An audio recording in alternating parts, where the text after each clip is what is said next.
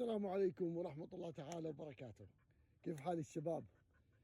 قصينا اليوم شجرة وقطعناها. هاي شغل للحرايق وللتدفئة للبيت. فهاي الشجرة ما شاء الله، شوف مكبرها، اللهم صل على سيدنا محمد تبارك الله.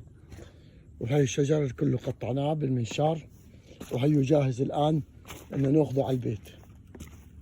أنا هنا في المزرعة الآن وشغال في المزرعة.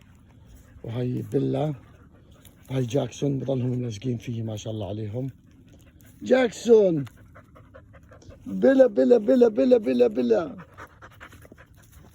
طب بلا بدها يعني احك لها راسها. ترى كيف نحك لها راسها؟ بدي اشيل ايدي بس تحكي لي كمان. ترى كيف؟ شوف تحكي لي كمان. اوه بلا، انت بتفهمي بلا، شاطرة. ترى كيف؟ بلا دبيتي لي التلفون يا بلا.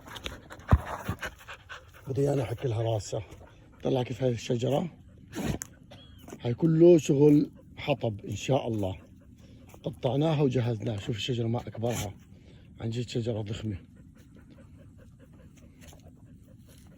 أنا طبعا قصتها انها كان فيها بدت بس كبرت في العمر ومرضت. شاف كيف هي من جوا.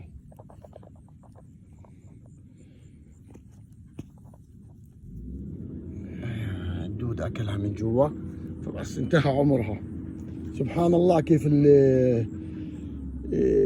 الخير تبعت الله عز وجل. الشجر حتى من يخلص ويموت بتستفيد منه كحطب. سبحان الله ما في شيء بالرمي، كله الواحد بيستفيد منه.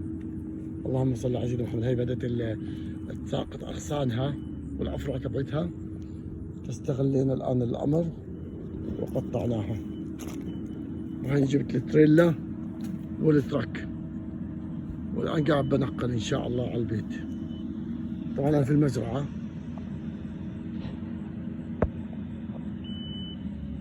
اليوم شهر 12 والدنيا برد شوية، بدأت تبرد.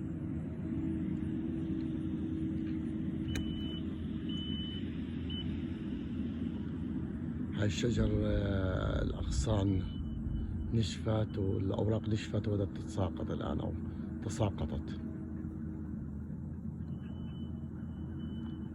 اللهم صل على سيدنا محمد. اللهم صل وسلم وبارك على محمد وعلى آله وصحبه وسلم. اللهم صل وسلم وبارك عليك يا رسول الله. ما شاء الله.